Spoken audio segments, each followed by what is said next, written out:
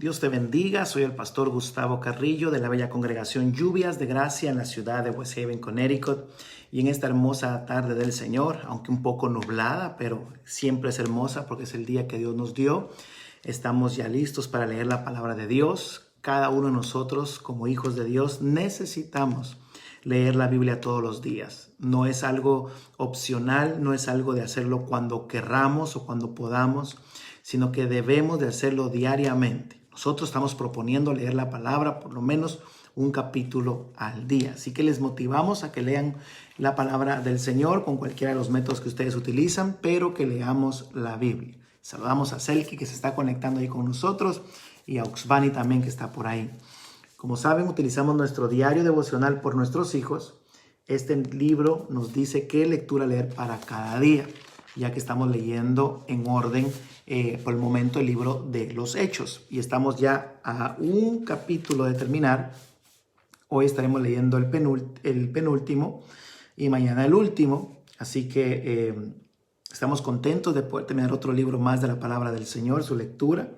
Como pueden ver acá, el lunes 18 nos corresponde Mateo 27. Así que vamos a estar leyendo la palabra de Dios. Ahí está hermano Dani Machik también que se conecta con nosotros. Gloria a Dios.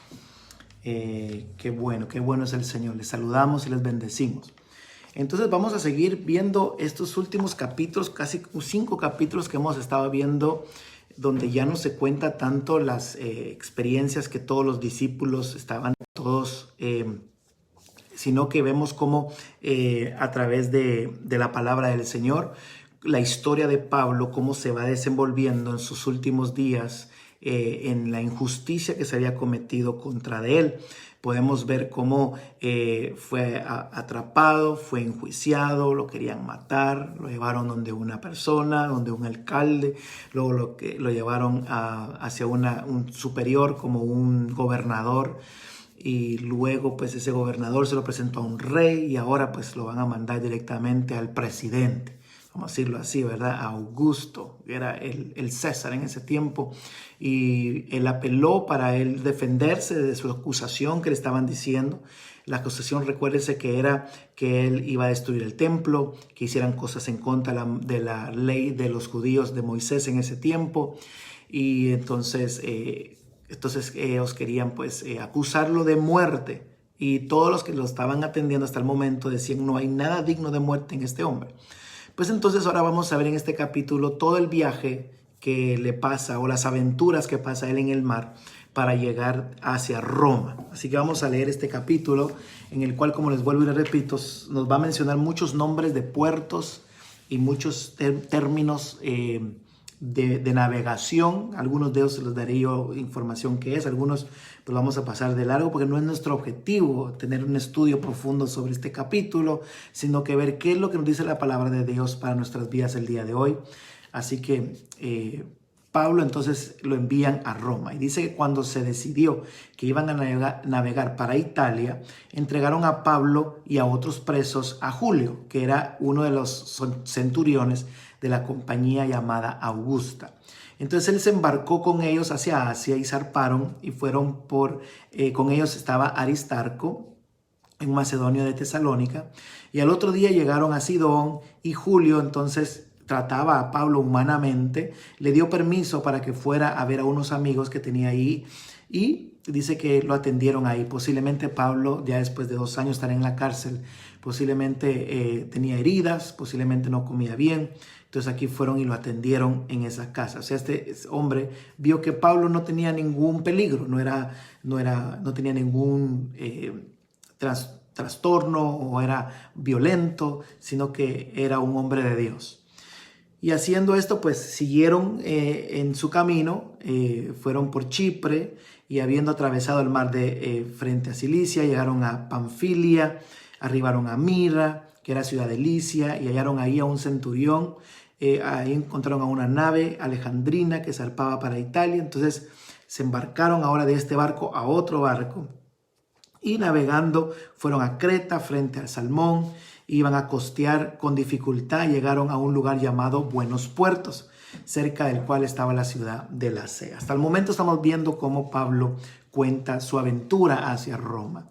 Y habiendo pasado mucho tiempo y siendo ya peligrosa la navegación por haber pasado ya el ayuno, Pablo les amonestaba y les decía: varones, no veo que sea necesario, no es tiempo todavía, que la navegación se ve en perjuicio y puede haber mucha pérdida, no solo del cargamento y de la nave, sino que también de las personas.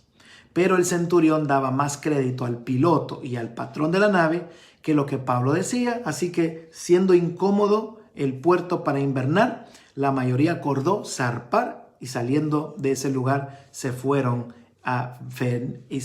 salieron a Fenice. En el camino soplaba mucha brisa del sur y entonces dijeron: bueno, vamos a ver las velas y vamos a seguir hacia adelante. Y costearon hasta Creta. Entonces levantaron las anclas y se fueron, ¿verdad? Saludamos ahí también a Zoraida Velázquez, hermana, Dios le bendiga. Y siendo arrebatada la nave y no pudiendo poner en proa el viento, nos abandonamos a él y nos dejamos llevar. Y habiendo corrido una pequeña isla llamada Claudia, con dificultad pudimos recoger el esquife. Y una vez, explico el esquife porque se va a mencionar más después. El esquife es como ese barco que es el que utilizaban las embarcaciones grandes para subir a la gente y remar hacia la costa. Eso es lo que es un esquife. Entonces dice que se les había perdido y lo pudieron recuperar. Una vez a bordo, dice que usaron todos los refuerzos para ceñir la nave. Tenían temor de alzar las velas, pero siendo combatidos por una furiosa tempestad, al siguiente día empezaron a lijar. Y al tercer día, con nuestras propias manos, logramos arrojar despojos de la nave, y no apareciendo el sol ni las estrellas por muchos días, aquí dice que fueron 14 días, y acosados por una tempestad no pequeña, ya habíamos perdido toda esperanza de salvación. Entonces veamos que en su camino hubo una gran tempestad, los hace a ellos no tener el control y se dejan llevar por el viento a donde los lleve, y dice que pudieron salvarse, o sea, habían perdido toda la esperanza de salvarse. Entonces Pablo, como hacía ya mucho que no comían, puesto en pie en medio de ellos, les dijo: hermanos, conviene que ustedes me hayan escuchado cuando les dije que no zarpáramos, que nos quedáramos allá, pero ustedes fueron cabezones y no me hicieron caso.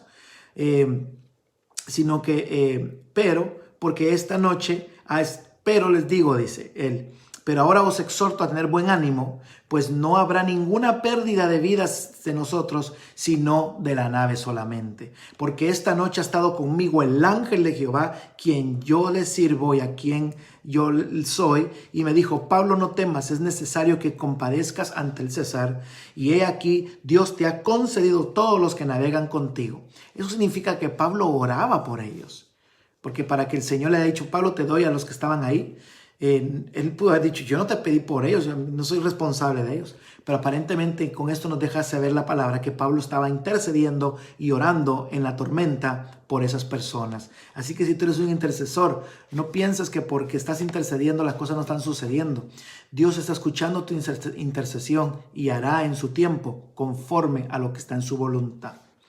Y así dice que tomaron ánimo, comieron y llegaron a una isla. Y se venía, entonces 14 noches, o sea, la 14ª noche, 14 días, y 14 noches, siendo llevados a través del mar Adriático. La medianoche los marineros sospecharon que estaban cerca de tierra, y echando la sonda, que era como un medidor, o la sonda, hallaron 20 brazas. Una braza era como 1,5 metros más o menos. Y entonces ellos vieron que la medida daba 15, pero la primera vez eran 20 brazas, y pasando un poco más adelante se dieron cuenta que eran 15 brazas. O sea, como más o menos 30 metros, o sea, 25 metros de profundidad. Y ansiaban que se hiciera de día para poder ellos anclar ahí. Entonces dice que temiendo dar en escollos, porque no sabían la profundidad, se estaba acercando a la profundidad, o mejor dicho, se estaba acercando a la playa. Entonces ellos tiraron las anclas y se quedaron ahí. Pero Pablo dijo al centurión y a los soldados: si estos no permanecen en la nave, nosotros no podemos salvarnos. O sea que había gente saludamos allá a Berta, Dios le bendiga. Había gente que había agarrado el esquife, o sea, el barquito, la lancha, el pequeño bote, y se querían ir. Y Pablo dijo, si ellos tratan de irse, la barca se va a dar vuelta completa. Entonces los soldados cortaron las amarras del esquife, del barquito, y dice que lo perdieron en la nave. Y lo dejaron perderse.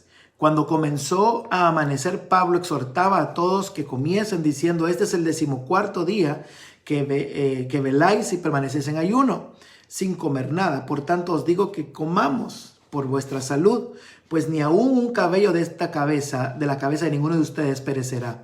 Y habiendo dicho esto, tomó el pan, dio gracias a Dios, y en presencia de todos lo partió y comió y comenzó a comer. Entonces todos, teniendo ya mejor ánimo después de haber comido, eran todas las personas de la nave como 276 personas, y ya satisfechos, dice que aligeraron la nave echando el trigo al mar. Entonces, cuando se hizo de día, no reconocían la playa, la tierra, pero veían que era una ensenada que tenía la playa, en la cual acordaron varar. O sea que ellos dijeron, vamos a meternos a la playa. No sabemos dónde es, pero vamos a llegar a tierra firme. Y dice que izaron entonces la vela, cortaron las anclas y las dejaron en el mar, y largando también las amarras del timón, y izadas las velas para el viento, enfilaron hacia la playa, pero dando en un lugar de 2 aguas, hicieron encallar la nave, y la proa hincada quedó inmóvil, y la popa se había quedado con violencia en el mar. Entonces los soldados acordaron matar a todos los presos, para que ninguno de ellos se huyese, ¿verdad? Se fugase nadando. Pero el centurión, queriendo salvar a Pablo, porque si no lo hacían así iban a matar a Pablo también, les impidió este intento y mandó que los que pudiesen nadar se echaran que fueran los primeros y saliesen a la tierra, y los demás en parte agarraran tablas o cosas de la nave, y así dice que aconteció que salvaron la vida de todos y llegaron a tierra. Así que vemos esta historia de las aventuras de Pablo, ahora yendo a ser acusado, y vuelvo a decir las mismas palabras. Es un hombre que quiere hacer la voluntad de Dios, un hombre que le pide a Dios en oración y que Dios lo está ayudando, que Dios lo está encaminando. Pero el trastorno de este amigo, el alrededor de lo que le está pasando a este hombre, es totalmente malo. Mire, hermano, su vida está padeciendo por unas falsas acusaciones de unos hombres y de gobernadores irresponsables que, sabiendo que no tenían nada de acusarle a este hombre, no le daban la libertad, sino que se lavaban las manos diciendo, es para ti, o te lo mandas a aquel, se lo mandamos a aquel. Y entonces, y como él había dicho, yo quiero ir donde Roma, yo quiero ir ante el César, entonces dijeron, lavemos la mano y mandámoselo para allá. Y vemos cómo este hombre está pasando por la muerte casi por quedar ahogado en ese lugar. Pero Dios le sigue hablando, Él sigue intercediendo por la gente, porque, hermanos, no es lo que nosotros querramos, sino que lo que quiere Dios para nosotros. A veces debemos dar un tiempo y preguntarnos, ¿será que en este tiempo de pandemia Dios estará hablándonos a nosotros? Antes estábamos tan ocupados en nuestra rutina, se nos había olvidado hablar con Dios. Pero ahora sí podemos hablar con Dios, y Dios quiere decirte qué es lo que quiere. Posiblemente corrías y no hacías nada. Tal vez ese es el tiempo donde Dios te va a explicar y te va a decir, hijo, hija, esto es lo que quiero para ti. Y aunque te veas que estás en una pandemia, aunque te veas que estás en escasez, Dios va a olvidar esa escasez para sacarte a ti en medio y bendecirte como hizo con este hombre. Dios le dijo, ninguna persona va a perecer. Y vemos ahí entonces cómo este hombre pudo darle fe, ánimo a estas personas que estaban ahí, que no eran cristianos. Inclusive el que estaba ahí, el centurión, que quería salvar su vida, dijo, yo también quiero salvar la tuya. Porque el buen testimonio de este hombre logró que hasta aquellas personas le ayudaran a él. Así que sé de buen testimonio, sé íntegro en estos tiempos de calamidad, no mientas, no hurtes, no hagas algo indebido. Y yo sé que Dios te va a bendecir y a premiar por ser justo y por ser íntegro. Así que leo la palabra del Señor y también aplicamos la lectura a nuestras vidas. Después de leer el capítulo, buscamos un versículo que creemos que Dios nos habló. En el mío fue el versículo 34, y en este versículo 34 dice, pues ni aún un cabello de la cabeza de ninguno de vosotros perecerá. Eso es lo que el ángel le había dicho a Pablo cuando él los estaba calmando, porque estaban todos desesperados que iban a morir. Entonces yo le pido al Señor en oración que Dios me hable así como le habló a Pablo, que Dios me hable en sueños, en visiones, que mande ángeles para que yo sepa qué es lo que Él quiere que yo haga. Y peleo contra Satanás y sus voces de mentira que quieren engañarme para no hacer o no escuchar la voz de Dios. Y profetizo que oiré el mensaje de Dios y haré conforme Él me está indicando. Así es lo profetizo este versículo. Así que yo espero que ustedes de igual manera lean la Biblia, escudriñenla, vean que hay algo ahí para usted y que se deje bendecir por la palabra. La palabra es la que le va a ayudar, la palabra es la que le va a bendecir, te va a dar la fuerza, te va a dar tu sustento. Y hoy vimos y hemos estado viendo por los últimos 4 o 5 capítulos cómo la vida de Pablo se transformó totalmente en una calamidad total. Por años estuvo de esta manera así, pero él nunca dejó de amar a Dios, él nunca dejó de servir a Dios. Así que esta calamidad que está pasando alrededor de todo el mundo no te haga a ti pecar, no te haga a ti apartarte de Dios, sino que al contrario te una más a Él, te dé más tiempo para el buscar de Dios, que des más tiempo para orar, para leer la Biblia, para compartir el Evangelio, y así entonces verás cómo Dios se glorifica en tu vida en el momento que tú menos lo esperas. Así que te animo, hermano y hermana, a que sigas adelante en el Señor. Sé fuerte, porque la fuerza viene de Dios. Yo le pido a Dios de que te dé fuerza. Le pido a Dios que te dé valentía para que tú puedas ser un hombre y una mujer que sea íntegro en estos tiempos de dificultad. Que no dé su brazo a torcer, sino que se mantenga firme en sus caminos, creyendo de que Dios en su momento, Él va a abrir una puerta y te va a bendecir. Sabiendo de que Dios a los que son injustos va a poner para que te bendigan. Aún así, aquellos que te hacen la maldad, Dios los transformará para que hagan la verdad en ti. Saludamos a Jaime Aguilar, que está ahí en sintonía también. Así, mis hermanos, yo les bendigo, les motivo a seguir hacia adelante. Como a las 6 de la tarde estaremos ya ahí en el templo para los que quieran pasar a entregar su diezmo, su ofrenda.